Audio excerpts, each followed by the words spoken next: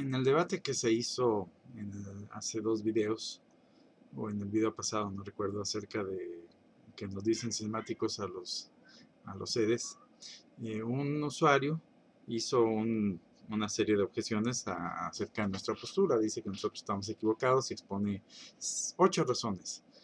Yo ahorita voy a contestar a 2 de ellas. Trataré de hilar una cadena de ideas para demostrar por qué el razonamiento o la cadena de ideas que sigue esta persona tiene eslabones que no sirven, por lo tanto la cadena de sus pensamientos truena y por lo tanto sus conclusiones son erróneas. Ahora bien, si alguien dice que en los razonamientos que vamos a presentar a continuación hay alguna falla, es decir, hay algún eslabón que no es sólido, pues nada más que no digan que estás loco, que no puede ser cierto lo que yo digo. Pues eso, afirmar un ataque personal, pues no contradice la idea, no. Que digan exactamente en cuál eslabón es que no es sólida la idea. El punto 2 de esta persona básicamente es que aquel que caiga en herejías, blasfemias, apostasías o lo que sea, será a cuenta personal. Esa persona se separa de la iglesia en forma individual, pero jamás trasladará su pecado universalmente a la iglesia. Es decir, las acciones de una persona no tienen consecuencias en la institución, según él. Sus enseñanzas y errores no invalidan al conjunto, ni hace hereje, ni destruye, como los vacantistas afirman. Tampoco hace herejes por asociación, los pecados de nadie no se le imputan a otro. Okay. Eso es básicamente lo que dice. Si fuese cierto que seguir unidos a la jerarquía que está en el error nos hace también herejes, okay, vamos a ver si estar unidos a la jerarquía hace que compartan el error. Entonces, su punto básico es que la culpa ni se transmite ni se comparte, se queda solamente en la persona que lo comete. Ok, por lo tanto, que lo que haga la jerarquía no tiene consecuencias ni para las personas ni para la institución. Eso es lo que esta persona afirma. Vamos a ver si es cierto. Estamos en la gran compañía SA y en la gran compañía SA se está chismeando entre las gentes que ya te enteraste que fulano de tal está cometiendo un... Entonces vamos a ver qué pudo haber sido lo que esta persona comete y qué puede ser lo que esta persona, quién puede ser. Bueno, el quién pues puede ser cualquiera, desde el barrendero, el recepcionista, el cajero, el controlador, el director o hasta el director general de la empresa. Y el que comete es o comete algo que no pasa como un desperdicio de material o algo como un errorcito en aritmética o algo más serio como un engaño, fraude, robo o asesinato. Antes de entrar en asuntos de filosofía, vamos a ver qué dice la ley americana. Ni siquiera nos vamos a meter todavía al asunto filosófico. ¿Qué dice la ley americana? Vamos a hablar de complicidad o accesorio del crimen. Y de entrada nos dicen que tú no tienes que jalar el gatillo para cometer un crimen. Está la figura de lo que se conoce como accesorio del crimen. Aquí tenemos a dos personas que están efectivamente cometiendo un crimen. Estas dos gentes están amenazando la vida de esta persona, le están despojando de su dinero, están dentro de la tienda privándolo de su libertad, amenazándolo con una pistola, con matarlo. Y acá afuera, ni siquiera está dentro, es decir, no participa en el asunto. Afuera está un tipo que está con el coche, listos para huir cuando estas dos gentes que están cometiendo el crimen terminan de cometer el crimen. Okay. Ahora bien, desde el punto de vista de la ley, esta persona que no está ni siquiera apuntando a nadie con su pistola, ni está dentro de la tienda, esta persona es tan culpable del crimen como estos que lo están cometiendo. Entonces, hay un punto que tiene que quedar muy claro. Lo de ser culpable o inocente es un asunto cualitativo. No es un asunto cuantitativo, no es de cantidad, es de calidad. Si fuiste culpable, eres culpable. ¿Cómo va a ser la pena? Bueno, eso dependerá del grado de culpabilidad que tengas, pero no de si eres culpable o no, es decir, el punto no es debatir si eres culpable o no, lo eres, punto. El otro ya es solamente cuestión de grado. Así, por ejemplo, tenemos que una mujer embarazada de 9 meses está igualmente embarazada que una mujer que tenga un segundo, 10 minutos, una hora, un día, una semana de embarazo. Y por eso es que si comete un aborto es exactamente igual de culpable si lo comete en los 9 meses o lo comete a los 5 segundos de estar embarazada. Exactamente el mismo crimen ante Dios. Bueno, ahí puede haber algunas atenuantes si no es que no sabía que estaba, pero no nos metamos en eso, vamos a suponer que sabía. ¿Ok? Entonces, el asunto, la diferencia entre estas dos mujeres no es una diferencia de cualidad, ambas están igualmente embarazadas. Si el aborto se hace a los 9 meses es mucho más escandaloso, pero no es más crimen. También es igual de crimen si hacen un embarazo de una semana o de un mes.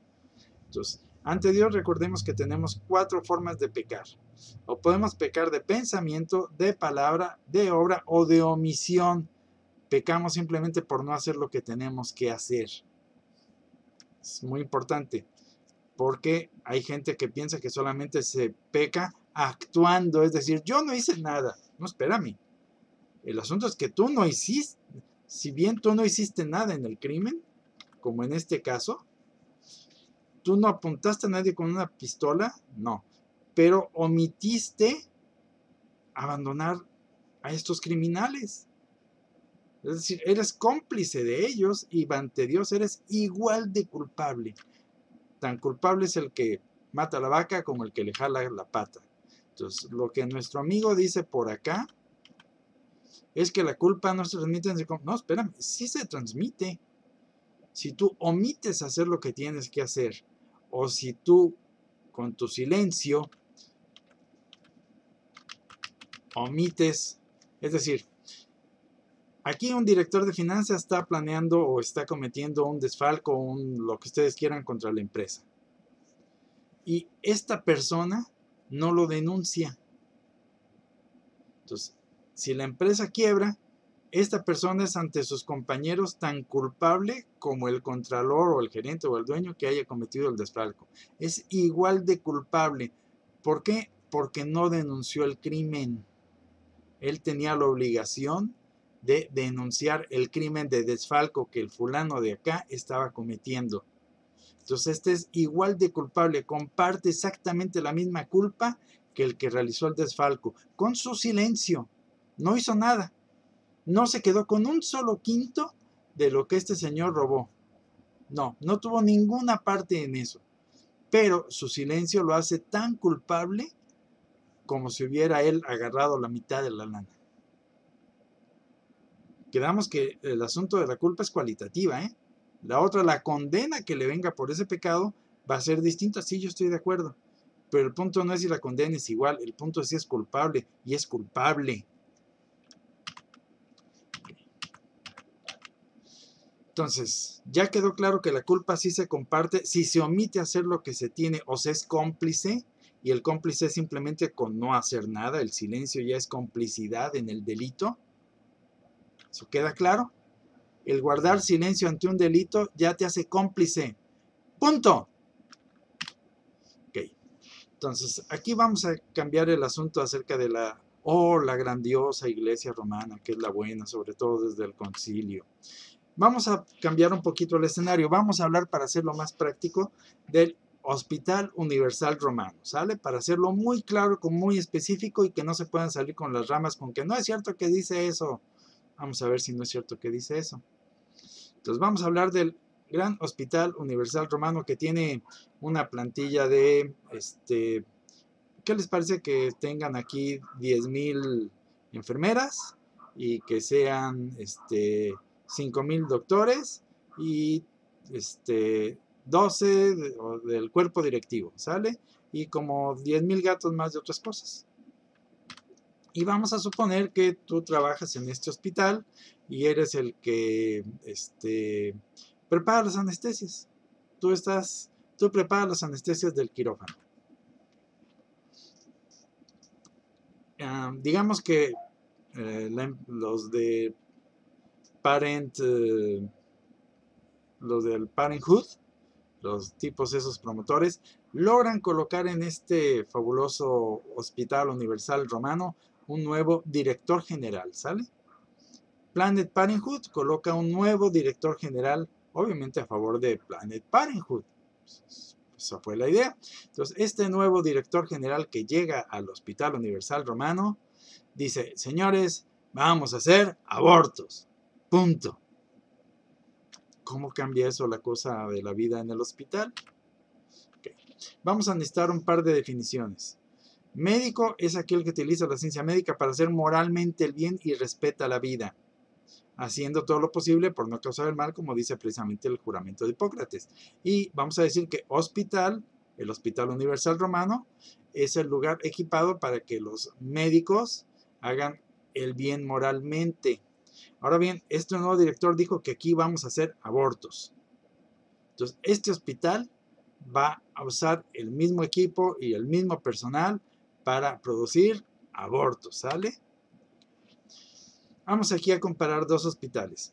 Aquí tenemos un hospital normalito, donde se dedican a hacer el bien, y aquí tenemos una clínica de Planned Parenthood, donde se dedican a hacer el mal. Oye, pero en apariencia son iguales, tienen las mismas enfermeras, los mismos doctores, a la vista yo no puedo distinguir cuál es el bueno y cuál es... No, puede ser que sea cierto, usan exactamente los mismos equipos, tienen anestesias, tienen quirófanos, tienen doctores, tienen enfermeras, tienen aparatos para medir la presión, tienen ultrasonidos, tienen tomógrafos, tienen el mismo equipamiento. Sí, sí es cierto.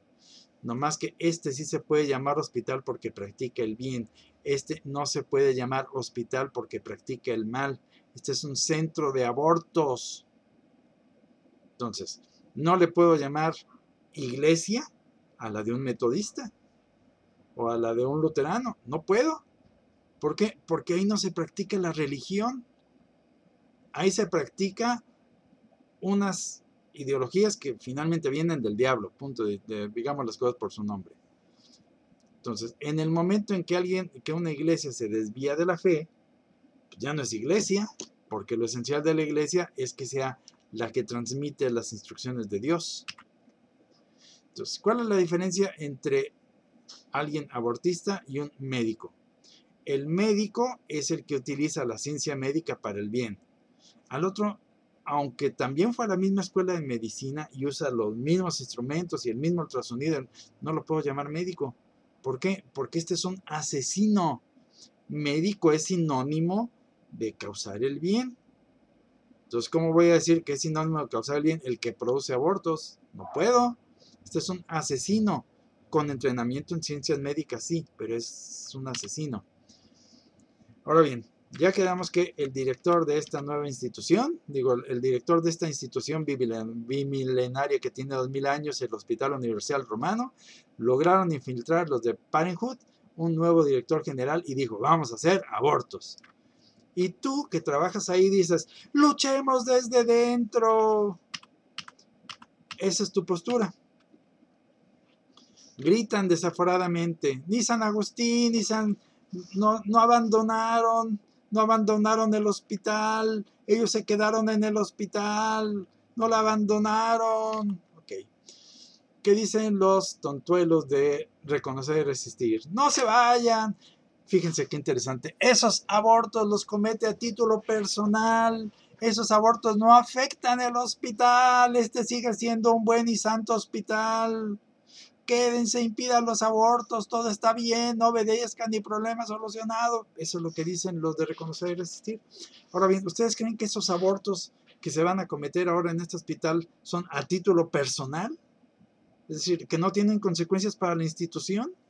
Señores, desde el momento en que aquí se comete un aborto, este hospital ya no es un lugar dedicado a la salud o a la santidad, como ustedes quieran. Ya se lo quitaron. Aquí ya no es para la salud. Punto. Aquí es para la muerte. Ahora bien, tú dices, yo me voy a quedar a luchar contra eso. Ok. Significa entonces que si tú... ¿Qué dijo tu amadísimo Juan Pacho II acerca de los abortos? Dice, un experto en aborto dice, la excomunión afecta también a todos los que cometen este delito.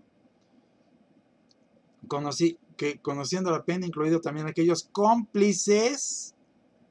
Entonces, todos aquellos que son cómplices, es decir, no nomás el que hace el aborto, sino el que es cómplice de ellos, también está excomulgado. Te lo repito en cámara lenta. El delito afecta a toda la institución porque todos son cómplices.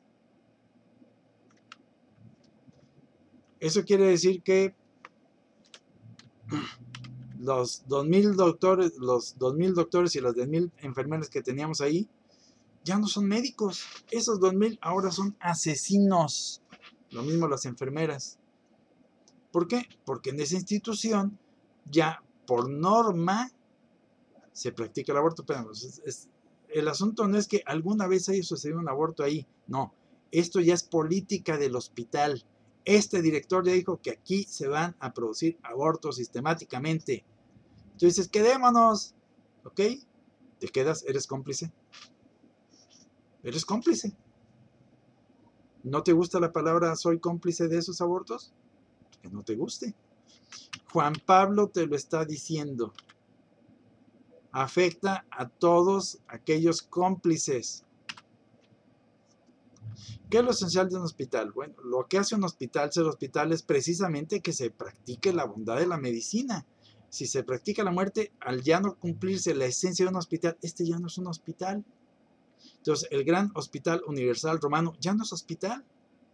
Oye, me estás diciendo que los 2,000 doctores ya no son doctores. No, ya no son doctores. Ya son asesinos. Ahora bien, ¿qué tendrías que hacer tú? ¿Qué tendrían que hacer estos 2,000 doctores? Ya quedamos que el nuevo director general del hospital impuesto por Planet dijo, aquí vamos a hacer abortos. ¿Qué tendrían que hacer los 2,000 doctores? ¿Qué pasaría si los 2,000 doctores se salen del hospital y se vienen a este changarrito rastrero de la esquina? ¿A practicar qué? A practicar la verdadera medicina. Aquí ya no la van a poder practicar. ¿Por qué? Porque la nueva política del hospital es que aquí se hagan abortos. Entonces, ya aquí no van a poder practicar la medicina. El gran hospital universal romano de 2,000 años ya no practica la medicina. Los 2,000 doctores siguen siendo, no son ya doctores, son asesinos. Las 10,000 enfermeras, no, esas 10,000 enfermeras ya no son enfermeras, son asesinas, son cómplices. Entonces, aquí ya no se practica la salud. ¿Qué tienes que hacer? Salte, vente este changarrito de la esquina. Oye, pero de aquí de los 2,000 solo se salieron 3 gatos que dijeron, yo no quería un aborto. Estos 3 son doctores. Estos 1997 son asesinos. Aunque ellos no los hagan directamente.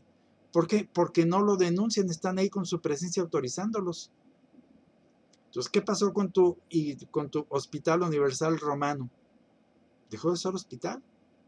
No puede ser que ya deje de ser hospital. Ya no lo es.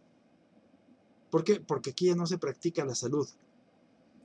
Y estos que se vinieron a poner un changarrito de la esquina, los 3 gatos que se vinieron aquí, estos sí practican lo que se debe practicar, la salud. No atentan contra la vida. Vamos a ver qué dice el Catecismo de San Pío X. ¿Quiénes están fuera de la verdadera iglesia? Están fuera de la verdadera iglesia los infieles, los judíos, los herejes, apóstatas, cismáticos y los excomulgados. ¿Quiénes son los herejes? Los herejes son los bautizados que rehúsan con petinacia creer alguna verdad revelada por Dios. ¿Se debe temer la excomunión? Sí, la excomunión se debe temer porque es la pena más grave y terrible que puede imponer la iglesia a sus hijos rebeldes y obstinados. ¿De qué bienes quedan privados los excomulgados? Los excomulgados quedan privados de las oraciones públicas, de los sacramentos, ojo, quedan privados de los sacramentos, de darlos o de recibirlos. Entonces, si Juan Pablo te está diciendo, y ahí no me puedes discutir, que por el solo hecho de ser cómplice de un aborto ya estás excomulgado, ya en automático, no ocupas trámite, en automático estás excomulgado. Entonces, tú que estás excomulgado ya no puedes ni dar los sacramentos ni recibirlos. Oye, pero que el curita de la esquina lo sigues. Sí, ese curita está excomulgado.